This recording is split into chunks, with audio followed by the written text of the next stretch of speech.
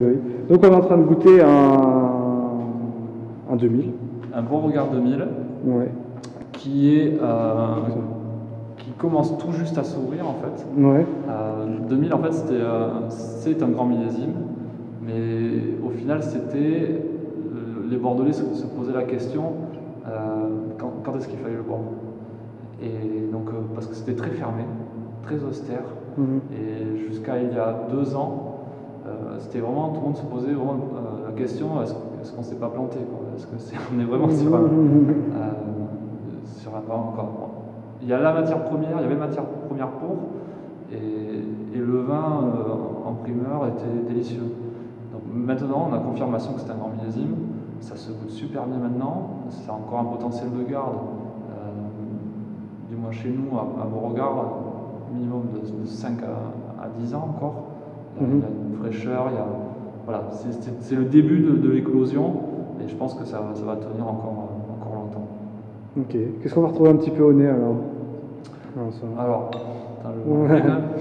tu t'y remets là. Non, mais en fait, bon, c'est très caractéristique des vins de Pomerol à la maturité, surtout des beaux millésimes.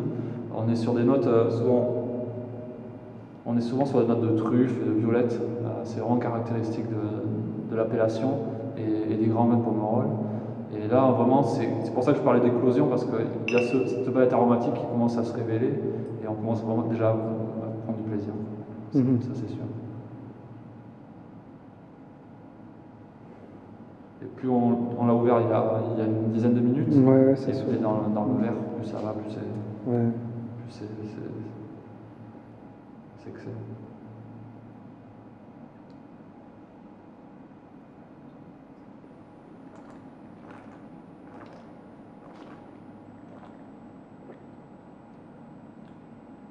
Et tout à l'heure, je parlais qu'il fallait un petit peu l'aérer, et en bouche, on est de plus en plus rond, on a une trame, on retrouve ce côté un peu truffé en bouche.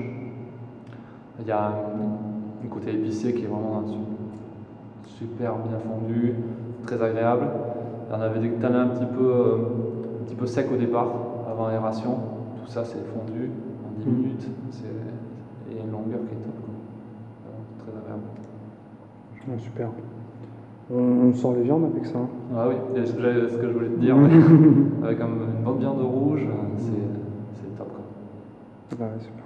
Ça, alors voilà, ça prouve qu'en fait un vin ça se prépare. Un petit carafage sur une bouteille, sur un frontignan, un petit carafage d'1 heure avant, ça peut faire que du bien.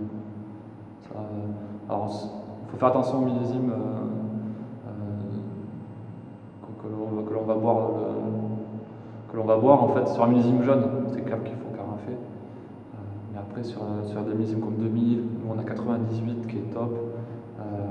Voilà, un bon carafage d'1 heure, c'est une explosion ensuite. Donc, on parlait de plaisir tout à l'heure. Si on veut optimiser le plaisir, c'est des choses qui sont indispensables. Super. Voilà. Bon, merci alors pour cette déguste. C'était avec plaisir de te recevoir ici. Et puis, allez, santé.